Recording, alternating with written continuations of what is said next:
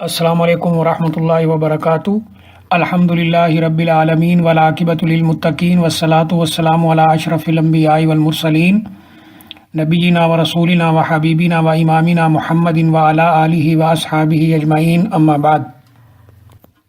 یہ کسی ہمارے بھائی نے ایک پوسٹ بھیجی ہے جس میں یہ لکھا ہے کہ جو 9 اور 10 محرم کا روزہ رکھے گا اس کو 1000 حج کرنے کا ثواب، 1000 شہیدوں کا ثواب اور 1000 عمرہ کرنے کا ثواب ہوگا، اور اس کے 2 سال کے گناہ معاف ہو جائیں گے، اور جو اس بات کو آگے پہنچائے گا تو اسے 80 سال کی عبادت کا ثواب ہوگا۔ تو بھائیوں نے پوچھا ہے کہ کیا یہ پوسٹ صحیح ہے؟ یہ پوسٹ بالکل غلط ہے اور جھوٹ کے اوپر مبنی ہے۔ یہ کسی آدمی نے اپنی طرف سے بنا کر میڈیا پر چڑھا دی ہے اور لوگ اسے بغیر سوچے سمجھے شیئر کیے جا رہے ہیں۔ ایسے لوگوں کو نبی اکرم صلی اللہ علیہ وسلم کا یہ فرمان یاد رکھنا چاہیے۔ آپ نے فرمایا تھا کفا بالمرء کذبا ان یحدث بکل ما یسمع۔ آدمی کے جھوٹا ہونے کے لیے اتنا ہی کافی ہے کہ وہ ہر سنی سنائی بات کو آگے بیان کر دے۔ 10 محرم کے روزے کی جو فضیلت ہے وہ نبی اکرم صلی اللہ علیہ وسلم نے بیان فرمائی ہے، اور وہ یہ ہے کہ آپ نے فرمایا احتسب علی اللہ ان یکفر السنہ۔ مجھے اللہ تعالیٰ سے پوری امید ہے کہ اس روزے کے بدلے میں اللہ تعالیٰ 1 سال کے گناہوں کو معاف کر دیتے ہیں۔ تو حدیث شریف میں جو فضیلت بیان کی گئی ہے وہ یہ ہے کہ اس روزہ رکھنے کی وجہ سے 1 سال کے گناہ معاف ہوتے ہیں۔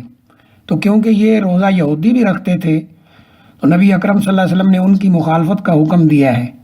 آپ نے فرمایا خالف الیہود، یہودیوں کی مخالفت کرو، اور ایک روایت میں صوموا وخالف الیہود، روزہ بھی رکھو اور یہودیوں کی مخالفت بھی کرو۔ اور وہ مخالفت اس طرح ہوگی کہ اس کے ساتھ ایک روزہ اور رکھا جائے، 9 اور 10 محرم کا روزہ رکھا جائے، اور اگر کسی وجہ سے 9 کا روزہ نہ رکھا جا سکے تو پھر 10 اور 11 کا روزہ رکھا جائے۔ ایک حدیث میں آپ نے فرمایا تھا کہ اگر میں اگلے سال زندہ رہا تو 9 کا روزہ رکھوں گا۔ اس سے پتہ چلتا ہے کہ 9 اور 10 کا روزہ رکھنا زیادہ افضل اور بہترین کام ہے، لیکن اگر 9 کا روزہ نہ رکھا جا سکے تو 10 اور 11 کا روزہ رکھا جائے، اور یہودیوں کی مخالفت بھی کی جائے اور روزہ بھی رکھا جائے۔ اس سے 1 سال کے گناہ معاف ہوتے ہیں۔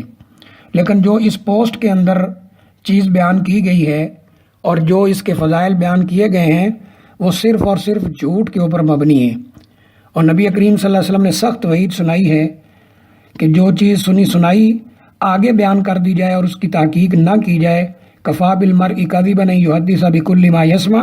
آدمی کے جھوٹا ہونے کے لیے اتنا ہی کافی ہے کہ وہ ہر سنی سنائی بات کو آگے بیان کر دے۔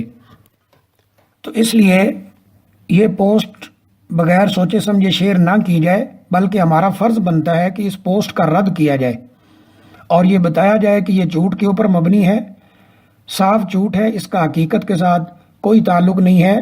جو فضیلت اس روزے کی بیان ہوئی ہے وہ صرف یہ ہے کہ اللہ تعالیٰ یہ روزہ رکھنے کی وجہ سے 1 سال کے گناہوں کو معاف کر دیتے ہیں۔